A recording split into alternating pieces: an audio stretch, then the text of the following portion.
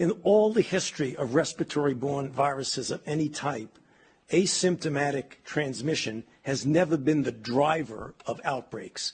The driver of outbreaks is always a symptomatic person.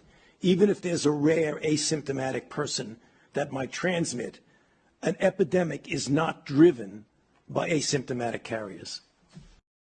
From the data we have, it still seems to be rare that an asymptomatic person actually transmits onward to a secondary individual. Should you wear a mask if you're healthy? No. If you do not have any respiratory symptoms such as fever, cough, or runny nose, you do not need to wear a medical mask like this one.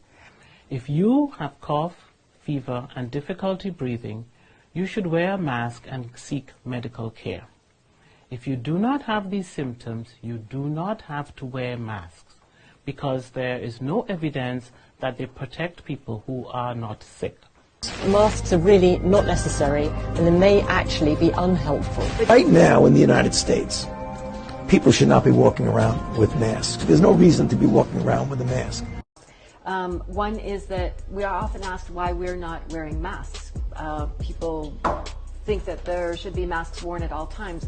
It may be what you are recommended in your country, but in terms of WHO's guidance, as long as you can stay 1 meter apart, which we took care that we are 1 meter or more apart, then you don't need to wear a mask. And if you're not sick, you shouldn't be wearing a medical mask, but if you are, then you should. People who are sick wear a mask. We recommend that people who are around someone who's COVID positive wear a mask, but do not recommend that the general public wears masks as a protective mechanism.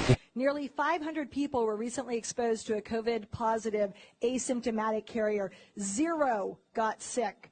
The CDC a couple weeks ago did a study where they looked at every single other study in the entire world on face mask wearing. And this is what they found. The CDC found, quote, no reduction in viral transmission with the use of face masks.